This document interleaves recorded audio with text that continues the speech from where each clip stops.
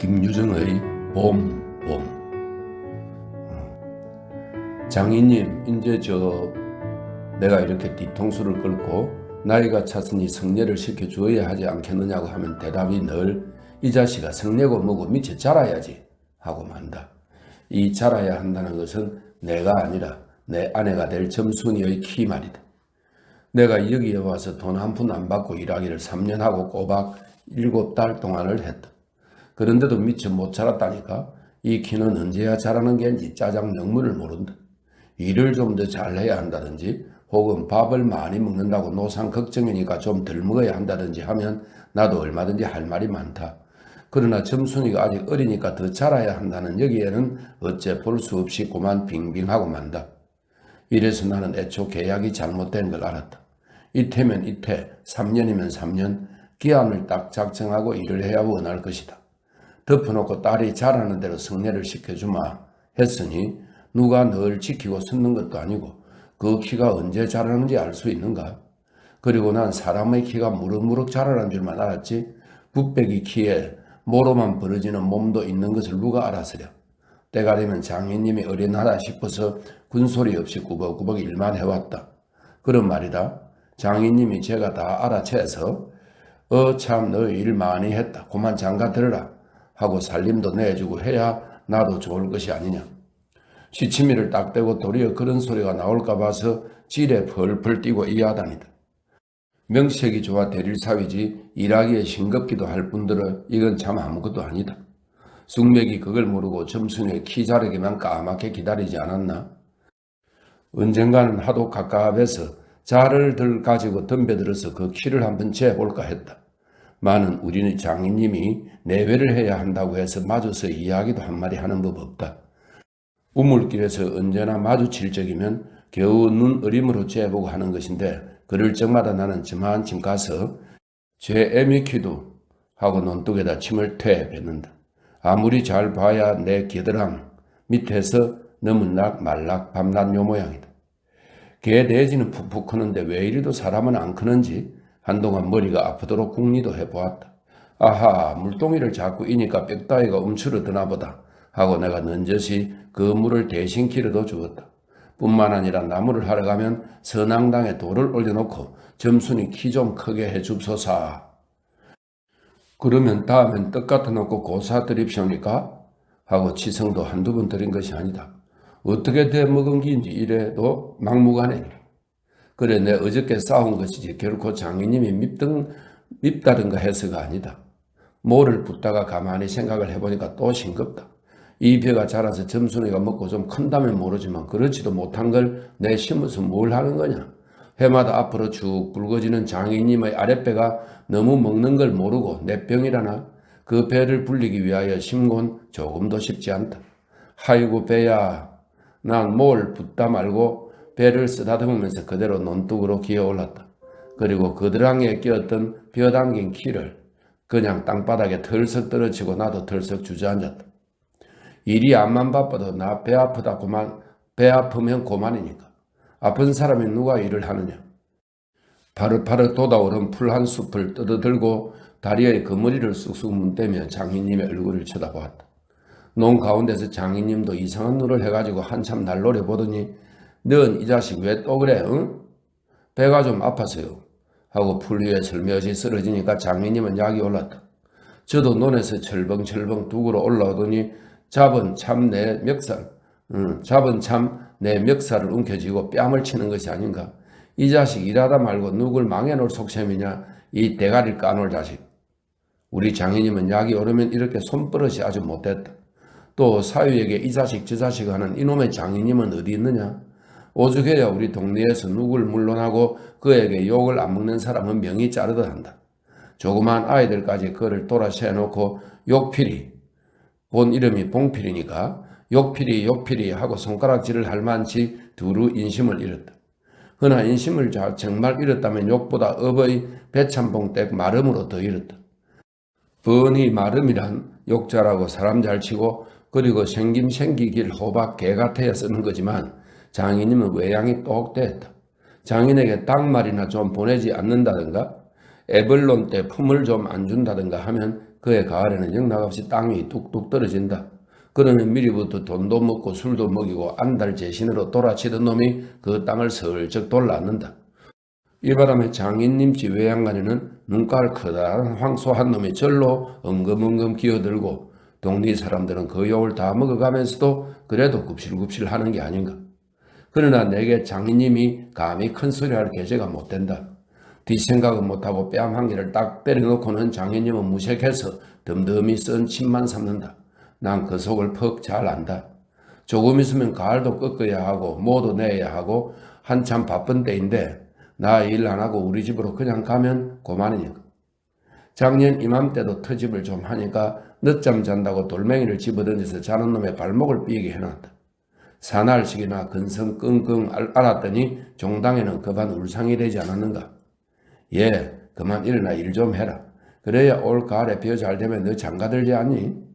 그래 귀가 번쩍 뛰어서 그날로 일어나서 남의 이틀 품들일 돈을 혼자 삶아 놓으니까 장인님도 눈깔이 커다랗게 놀랐다. 그럼 정말로 가을에 와서 혼인을 시켜줘야 온 경우가 옳지 않겠나? 벼슴을 척척 들여 쌓아도 다른 소리는 없고 물동이를 이고 들어오는 점순이를 담배통으로 가리키며 이 자식아 미처 커야지 족을 무슨 혼인을 한다고 그러니 원? 하고 남 낯장만 불켜주고 고만이다. 골김에 그저 이놈의 장인님하고 대또리가 메꽁코 우리 고향으로 내뺄까 하다가 꾹꾹 참고 말았다. 참말이지 난 이 꼴하고는 집으로 차마 못 간다. 장가를 들러갔다가 오죽 못났어야 그대로 쫓겨왔느냐고 손가락질을 받을 테니까. 논둑에서 벌떡 일어나 한풀 죽은 장인님 앞으로 다가서며 난 갈태야요. 그동안 사경천해요. 너 사위로 왔지 어디 무슨 살로 왔니? 그러면 얼진 성례를 해줘야 하나지요. 밤낮 부류만 먹고 해준다. 글쎄 내가 안 하는 거냐? 그년이 안 크니까. 하고 으름으름 담배만 담으면서 늘 하는 소리를 또 늘어놓는다. 이렇게 따져나가면 언제든지 늘 나만 미치고 만다. 이번엔 안 된다 하고 대뜸 구장님한테로 판단 가자고 소매자락을 내걸었다. 아, 이 자식이 왜 이래 어른을. 안 간다고 뻗디디고 이렇게 호령은 제 맘대로 하지만 장인님 제가 내 기운은 못 당한다. 막 부려먹고 딸은 안 주고 게다 땅땅 치는 건 다 뭐야. 그러나 내 사실 참 장인님이 미워서 그런 건 아니다. 그 전날 왜 내가 새고 개맞은 봉우리 화전밭을 혼자 갈고 있지 않았느냐. 밭 가생이로 돌적마다 야릇한 꽃내가 물컥물컥 코를 찌르고 머리 위에서 벌들은 가끔 붕붕 소리를 친다. 바위 틈에서 샘물 소리밖에 안 들리는 산골짜기니까 맑은 하늘의 봄볕은 이불 속같이 따스하고 꼭 꿈꾸는 것 같다. 나는 몸이 나른하고 몸살이 날리고 그러는지 가슴이 울렁울렁하고 그랬다. 어르이 말이 마마마 이렇게 노래를 하며 소를 부르면 여느 때가 되면 어깨가 으쓱으쓱한다. 웬일인지 밭도 반도 갈지 않아서 온몸이 맥이 풀리고 대구 짜증만 난다. 공연히 소만 드립다 두들기며 아니야 이 망할 자식놈의 소 대리를 꺾어들라. 그러나 내 속은 정말 아니야 때문이 아니라 점심을 이고 온 점순이의 키를 보고 우라가 났던 것이다. 점순이는 뭐 그리 썩 예쁜 계집애는 못 된다. 그렇다고 또 개떡이냐 하면 그런 것도 아니고 꼭 내 아내가 돼야 할 만치 그저 툭툭하게 생긴 얼굴이다. 나보다 10년이 아래니까 올해 16인데 몸은 남보다 2살이나 덜 자랐다. 남은 잘도 훤칠이들 크구만 이건 위아래가 몽통한 것이 내 눈에는 헐없이 감참해 같다. 참외 중에는 감참외가 제일 맛 좋고 예쁘니까 말이다. 둥글고 크다란 눈은 서글서글하니 좋고 좀 지쳐 찢어졌지만 입은 밥술이나 톡톡이 먹음직하니 좋다. 아따 밥만 많이 먹게 되면 팔자는 고만 아니냐. 근데 한 가지 과가 있다면 가끔가다 몸이 이 관로 속에 장인님이 이걸 채신이 없이 덜 까분다고 하지만 이렇게 되어 있습니다. 가끔가다 몸이 너무 빨리빨리 논다. 그래서 밥을 나르다가 때없이 풀밭에서 개빡을 쳐서 흙투성이 밥을 곧잘 먹인다. 안 먹으면 무안해 할까 봐서 이걸 씹고 앉았느라면 어적어적 소리만 나고 돌을 먹는 건지 밥을 먹는 건지. 그러나 이날은 웬일인지 성한 밥채로 밥머리에 곱게 내려놓았다. 그리고 또 내외를 해야 하니까 저만큼 떨어져 이쪽으로 등을 향하고 웅크리고 앉아서 그릇 나기를 기다린다. 내가 다 먹고 물러섰을 때 그릇을 챙기는데 난 깜짝 놀라지 않았느냐. 고개를 푹 숙이고 밥 함지에 그릇을 포개면서 날들어 드러나는지 혹은 제 소린지 밤낮 일만 하다 말 텐가? 하고 혼자서 쫑알거린다. 고대 잘 내외하다가 이게 무슨 소린가 하고 난 정신이 얼떨떨했다. 그러면서도 한편 무슨 좋은 수가 있나 없는가 싶어서 나도 공중에 대고 혼자말로 그럼 어떻게? 하니까 성례시켜 달라지 뭘 어떻게? 하고 되알지게 쏘아붙이고 얼굴이 빨개져서 산으로 그저 도망친다. 나는 잠시 동안 어떻게 되는 심판인지 맥을 몰라서 그 뒷모양만 덤덤히 바라보았다. 봄이 되면 온갖 초목이 물이 오르고 싹이 트고 한다. 그 사람도 아마 그런가 보다 하고 며칠 내에 부쩍 자란 듯 싶은 점순이가 여간 반가운 것이 아니다. 이런 걸 멀쩡하게 아직 어리다고 하니까. 우리가 구장님을 찾아갔을 때 그는 쌀이문 밖에 있는 돼지 우리에서 죽을 퍼주고 있었다. 서울에 좀 갔다 오더니 사람은 점잖아야 한다고 옷쉐미 이 관로 속에 얼른 보면 지붕 위에 앉은 제비 꼬랑지 같다 이렇게 되어 있습니다. 옷셈이 양쪽으로 뾰족이 삐치고 그걸 에헴 하고 늘 쓰담는 손버릇이 있다. 우리를 멀뚱히 쳐다보고 이미 알아챘는지 왜 일들 하다 말고 그래? 하더니 손을 올려서 그 에헴을 한번 후딱했다. 구장님, 우리 장인님과 처음에 계약하기를 먼저 덤비는 장인님을 뒤로 떠다밀고 내가 허둥지둥 달려들다가 가만히 생각하고 아니 우리 빙장님과 처음에 하고 첫 번부터 다시 말을 고쳤다. 장인님은 빙장님 해야 좋아하고 밖에 나와서 장인님 하면 괜스레 고를 내리고 든다. 뱀도 뱀 이래야 좋으냐고 창피스러우니 남 듣는 데는 제발 빙장님 빙모님 하라고. 일상 당조심을 받아오면서 난 그것도 자꾸 잊는다. 당장도 장인님 하나 옆에서 내 발등을 꾹 밟고 곁눈질을 흘기는 바람에야 겨우 알았지만 구장님도 내 이야기를 자세히 듣더니 퍽 딱한 모양이었다. 하기야 구장님뿐만 아니라 누구든지 다 그럴 게다. 길게 길러둔 새끼 손톱으로 코를 후벼서 저리 탁 튀기며 그럼 봉필씨 얼른 성례를 시켜주구려. 그렇게까지 제가 하고 싶다는 걸 하고 내 짐작대로 말했다. 그러나 이 말에 장인님이 삿대질로 눈을 부라리고 아 성내고 뭐고 계집 애인이 미쳐 자라야 할 게 아닌가? 하니까 고만 멀수룩해져서 입맛만 쩍쩍 땄을 뿐이 아닌가? 그것도 그래. 그래. 거진 4년 동안이나 안 자랐더니 그 킨 언제 자라지요? 다 그만두고 사경 내시오. 글쎄 이 자식 내가 크질 말라고 그랬니? 왜 날 보고 떼냐? 빅모님은 참새많은 것이 그럼 어떻게 애를 낳았죠? 관로 속에 사실 빅모님은 점순이보다도 깃배기가 작다. 장인님은 이 말을 듣고 껄껄 웃더니 관로 속에 그러나 암만 해도 돌 씹은 상이다. 껄껄 웃더니 코를 푸는 척하고 날 은근히 골리려고 팔꿈치로 옆 갈비뼈를 퍽 치는 것이다. 더럽다. 나도 종아리에 파리를 쫓는 척하고 허리를 구부리며 그 궁둥이를 쾅 떼밀었다. 장인님은 앞으로 우지를 끈하고 쌀이 문깨로 쓰러질 듯 하다 몸을 바로 고치더니 눈총을 몹시 쏘았다. 이런 쌍년의 자식 하고 싶으나 남의 앞이라니 차마 못하고 섰는 그 꼴이 보기에 퍽 쟁그러웠다. 그러나 이 밖에는 별반 신통한 규정을 얻지 못하고 도로 논으로 돌아와서 모를 부었다. 왜냐면 장인님이 뭐라고 귓속말로 수근수근하고 간 뒤다. 구장님이 날 위해서 조용히 데리고 아래와 같이 일러주었기 때문이다. 이 관로 속에 뭉태의 말은 구장님이 장인님에게 땅 2마지기 얻어붙이니까 그래 꿰였다고 하지만 난 그렇게 생각 않는다. 이렇게 되어 있습니다.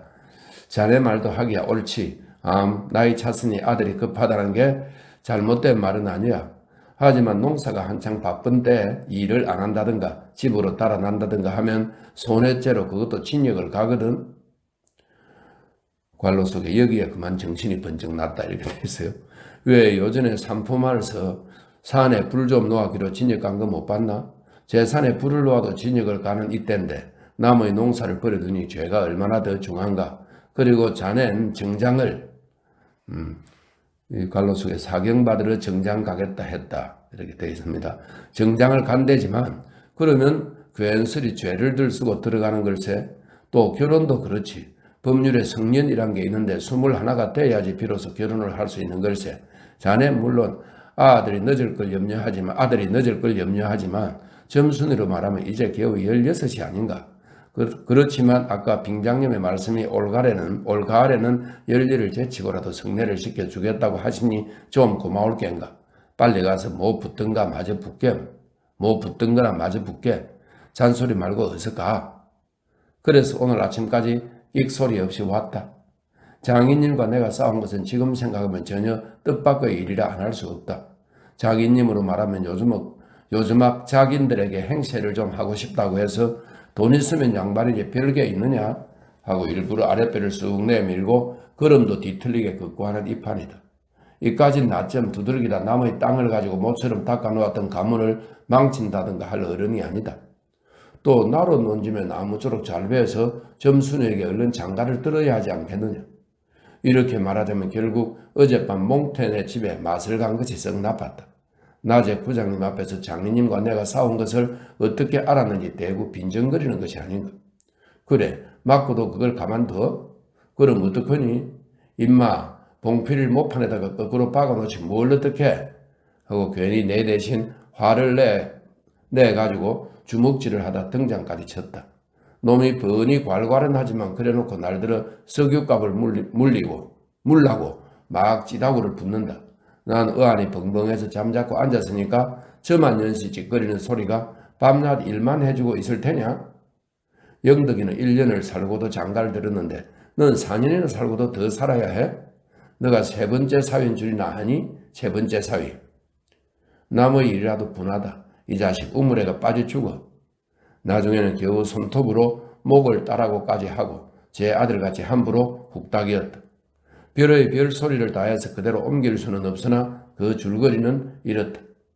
우리 장인님 딸이 셋이 있는데 맏딸은 재작년 가을에 시집을 갔다. 정말은 시집을 간 것이 아니라 그 딸도 대릴사위를 해가지고 있다가 내보냈다. 그런데 딸이 10살 때부터 19, 즉 10년 동안에 대릴사위를 갈아들이기를 동네에선 사위 부자라고 이름이 났지만은 14놈이란 참 너무 많다. 장인님이 아들은 없고 딸만 있는 거로 그 다음 딸을 데릴 사위를 해올 때까지는 부려먹지 않으면 안 된다. 물론 머슴을 두면 좋지만 그건 돈이 드니까 일 잘하는 놈을 고르느라고 연방 바꿔드렸다. 그 한편 놈들이 욕만 출창 퍼붓고 심히도 부려먹으니까 벨이 상해서 달아나기도 했겠지. 점순이는 둘째 딸인데 내가 이를테면 그 세 번째 대릴 사위로 들어온 셈이다. 내 다음으로 네 번째 놈이 들어올 것을 내가 일도 잘하고 그리고 사람이 좀 어리숙하니까 장인님이 잔뜩 붙들고 놓질 않는다. 셋째 딸이 이제 6살, 적어도 10살은 돼야 대릴 사위를 할 테므로 그동안은 죽도록 부려먹어야 된다. 그러니 이제는 속 좀 차리고 장가를 들여달라고 때를 쓰고 나 자빠져라 이것이다. 나는 겉으로 응 하며 귓등으로 들었다. 뭉태는 땅을 얻어 붙이다가 떨어진 뒤로는 장인님만 보면 공연히 못 먹어서 어른거린다. 그것도 장인님이 저 달라고 할 적에 제 집에서 위한다는 그 감투, 갈로석에 예전에 원님이 쓰던 것이라나 옆구리가 뽕뽕 좀먹은 걸레 그 감투를 선뜻 주었다면 그럴 리도 없었던 걸. 그러나 나는 뭉태란 놈의 말을 전수히 고지듣지 않았다. 꼭 고지들었다면 간밤에 와서 장인님과 싸웠지 무사히 있었을 리가 없지 않은가? 그러면 딸에게까지 인심을 잃은 장인님이 혼자 남았다. 실토이지. 나는 점순이가 아침상을 가지고 나올 때까지는 오늘은 또 얼마나 밥을 담았나 하고 이것만 생각했다. 상에는 된장찌개하고 간장 한 종지, 조밥 한 그릇, 그리고 밥보다 더 수부룩하게 담은 산나물이 한 대접. 이렇다. 나물은 점순이가 틈틈이 해오니까 2대접이고 4대접이고 멋대로 먹어도 좋으나 밥은 장인님이 한 사발 외엔 더 주지 말라고 해서는 안 된다. 그런데 점순이가 그 상을 내 앞에 내려놓으며 제 말로 찌꺼리는 소리가 구장님한테 갔다 그냥 온담 그래? 하고 엊그제 산에서와 같이 대우 쫑알거린다. 따는 내가 더 단단히 덤비지 않고 만 것이 좀 어리석었다. 속으로 그랬다. 나도 저쪽 벽을 향하여 외면하면서 내 말로 안 된다는 걸 그럼 어떡한담? 하니까 쇠물 잡아채지 그냥 둬 이 바보야? 하고 또 얼굴이 빨개지면서 성을 내며 안으로 셀주가니 튀 들어가지 않느냐. 이때 아무도 본 사람이 없었게 망정이지 보았다면 내 얼굴이 애밀한 황새 새끼처럼 가엾다 했을 것이다. 사실 이때만치 슬펐던 일이 또 있었는지 모른다. 다른 사람은 암만 못생겼다 해도 괜찮지만 내 아내들 점순이가 병신으로 본다면 참 신세는 따분하다. 밥을 먹은 뒤 지게를 쥐고 일터로 가려 하다 도로 벗어 던지고 바깥마당 공석 위에 들어누워서 나는 차라리 죽느니만 갖지 못하다 생각했다. 내가 일 안 하면 장인님 저는 나이가 먹어 보이고 결국 농사 못 짓고 만다. 뒷짐으로 트림을 꿀꺽하고 대문 밖으로 나오다 날 보고서 이 자식 또 왜 이러니? 관객이 났어요. 아이고 배야. 기인껏 밥 처먹고 무슨 관객이야. 남의 농사 버려주면 이 자식 징역 간다 봐라. 가도 좋아요. 아이고 배야. 참말 난 일 안 해서 징역 가도 좋다 생각했다. 일 후 아들을 낳아도 그 앞에서 바보 이렇게 별명을 들어대니까 오늘은 열쪽이 난데도 결정을 내리고 싶었다. 장인님이 일어나라고 해도 내가 안 일어나니까 눈에 독이 올라서 저편으로 힝하니 가더니 지게 막대기를 들고 왔다. 그리고 그걸로 내 허리를 미쳐 돌 떠넘기듯이 훅 찍어서 넘기고 했다. 밥을 잔뜩 먹어서 딱딱한 배가 그럴 적마다 퉁겨지면서 벨창이 꼿꼿한 것이 여간 캥기지 않았다. 그래도 안 일어나니까 이번에는 배를 지게 막대기로 위에서 쿡쿡 찌르고 발길로 옆구리를 차고 했다. 장인님은 원체 심청이 굳어서 그러지만 나도 저만 못하지 않게 배를 채웠다. 아픈 것을 눈을 꼭 감고 넌 해라 난 재밌단 듯이 있었으나 볼기짝을 흐려갈길 적에는 나도 모르는 결에 벌떡 일어나서 그 수염을 잡아챘다. 마는 내 골이 난 것이 아니라 정말은 아까부터 벽 뒤 울타리 구멍으로 점순이가 우리들의 꼴을 몰래 엿보고 있었기 때문이다. 가뜩이나 말 한마디 톡톡이 못한다고 바라보는데 몇 가지 잠자코 맞는 걸 보면 짜장 바보로 할 게 아닌가. 또 점순이도 미워하는 이까진 놈의 장인님하고는 아무것도 안 되니까 막 때려도 좋지만 사정 보아서 수염만 채고 이 관로석에 제 원대로 했으니까 이때 점순이는 퍽 기뻤겠지. 수염만 채고 저기까지 잘 들리도록 이걸 까실라보다 하고 소리를 쳤다. 장인님은 더 약이 올라서 잡은 참 지게 막대기로 내 어깨를 그냥 내려갈겼다. 정신이 다 아찔하다. 다시 고개를 들었을 때 그때 나도 온몸에 약이 올랐다. 이 녀석의 장인님을 하고 눈에서 불이 퍽 나서 그 아래 발 있는 능알로 그대로 떠밀어 굴려버렸다. 부려만 묻고 왜 성례 안 하지요? 나는 이렇게 호령했다.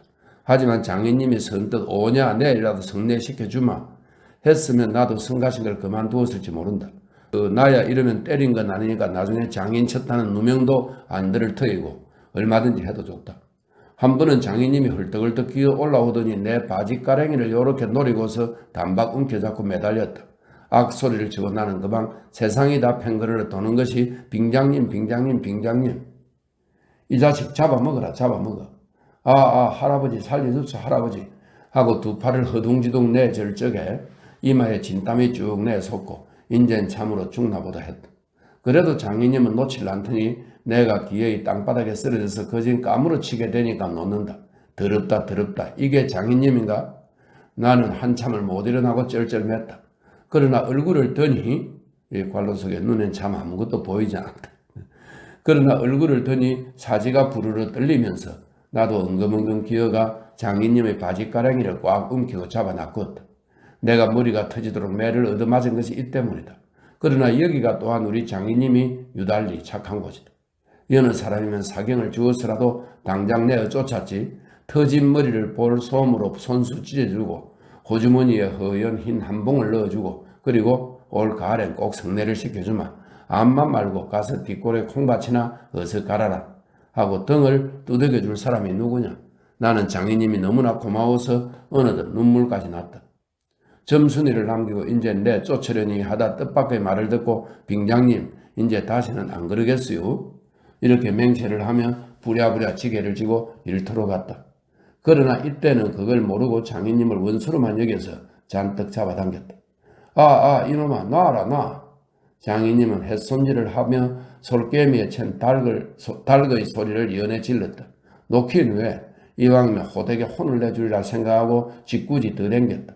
마는 장인님이 땅에 쓰러져서 눈에 눈물이 핑 도는 걸 알고 좀 겁도 났다. 할아버지 놔라. 그래도 안 되니까 점순아.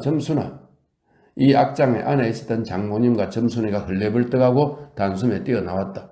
나의 생각에 장모님은 제 남편이니까 역성을 할는지는 모른다. 그러나 점순이는 내 편을 들어서 속으로 고소해 하겠지. 대체 이게 웬 속인지. 관로 속에 지금까지도 난 영문을 모른다니 돼서 대체 이게 웬 속인지 아버지를 혼내주기는 제가 그래놓고 이제 와서는 달겨들어 에그머니 이 망할 게 아버지 죽이네 하고 귀를 뒤로 잡아당기며 마냥 우는 것이 아니냐. 그만 여기에 기운이 다 꺾이어 나는 얼빠진 덩신이 되고 말았다. 장모님도 덤벼들어 한쪽 귀마저 서로 제부채면서 또 우는 것이다. 이렇게 꼼짝도 못하게 해놓고 장인님은 지게 막대기를 들어서 사못 내려 조졌다. 그러나 나는 구태여 피하려지도 않고 암만 해도 그 속 알 수 없는 점순의 얼굴만 멀거니 들여다보았다. 이 자식 장인 입에서 할아버지 소리가 나오도록 해?